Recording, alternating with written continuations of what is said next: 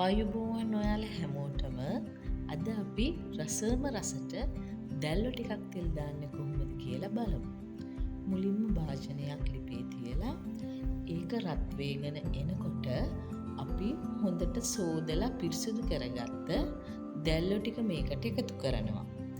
අපි මේ දැල්ලෝ මේ විදිහට එකතු කරන්නේ දැල්ලෝ වලට වතුර ගොඩාක් උනනවා. එතකොට ඒ දැල්ලෝ එක තෙල් දැම්මත් රස නැහැ. ඒක නිසා මුලින්ම අපි මේක මේ විදිහට තම්බගෙන ඒකේ තියෙන වතුර ටික අයින් කර ගන්නවා. මේ බලන්න ටික වෙලාවකට පස්සේ මේකට වතුර උඩන හැටි. මේ බලන්න අපි දැන් මේක හිඳිනකම් හිමීට හැඳි ගගා මේ දැල්ලෝ ටික තම්බ ගන්නවා.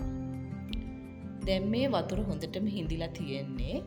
අපි මේ වෙලාවේ මේකට අවශ්‍ය ප්‍රමාණයට තෙල් එකතු කර ගන්නවා. තෙල් ටික එකතු කරලා අපි ඒකත් හොඳට කලවම් කරගෙන දැන් අපි අවශ්‍ය ප්‍රමාණයට ලුණු එකතු කරගන්නවා. මේ විදිහට හොඳින් කලවම් කරලා බැදෙන්න අරිනවා. දැන් ඒකට ඒ වෙලාවේ අපි කරාබු නැටි කුරුඳු පොතු වෙනසාල් එකතු කරගන්නවා. ඊළඟට කරපිංචා ස්වල්පයක් එකතු කරනවා. හීනියට කපාගත්ත සුදු ලුණුත් එකතු කරලා හොඳට කලවම් කර ගන්නවා. දැන් අපි මේකට අවශ්‍ය ඇඹුල් එකතු කරගමු. මම නම් අඹරගත්ත ගොරක තමයි එකතු කරන්නේ. ඕගොල්ලෝ දෙහි එකතු කරත් එහෙම ප්‍රශ්නයක් වෙන්නේ නැහැ. දැන් අවශ්‍ය ප්‍රමාණයට මිරිස් කුඩු 3-5 කුඩු කහ කුඩු ඒ වගේම ගම් මිරිස් කුඩු එකතු කරනවා. ටිකක් සැරට කන්න ඕන නම් වැඩිපුර කෑලි මිරිස් එකතු කරගන්න. මේ ඔක්කොම හොඳට කලවම් කරලා අඩු ගින්දරේ මේ වගේ හැඳි ගගා පොඩ්ඩක් තියාගන්න. මේක මේ විදිහට අඩු ගින්දරේ කලවම් කර කර උයා ගන්න. ඊළඟට අපි හීනියට කපාගත්ත රටලූණු ගෙඩි 2ක් මේකට එකතු කරනවා.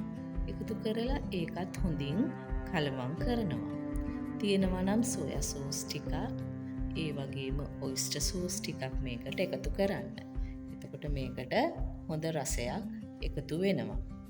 ඒ දෙක අත්‍යවශ්‍ය නැහැ. තියෙනවා නම් විතරක් එකතු කරන්න. ඊට පස්සේ මේක මේ විදිහට හොඳින් කලවම් කර කර අඩු ගින්දරේ මේක හොඳින් උයා ගන්න. මේ බලන්න හරි ලස්සන පාටට මේක දැන් ඇවිල්ලා තියෙනවා. ඒ වගේම හරිම රසවත් තෙල් අපි ගොඩාක් දැම්මේ නැහැ. ඕගොල්ලොත් ඉතින් හදලා දැල්ලෝ තෙල් දාලා කොහොමද රස කියලා බලන්න. හරිම සුවඳයි මේ වෙලාවේ. ඒ වගේම වතුර ගතිය නැහැ. ඕගොල්ලන්ට පේනවා ඇති හොඳ ලස්සනට දැල්ලෝ ටික තෙල් දාගන්න පුළුවන් වුණා.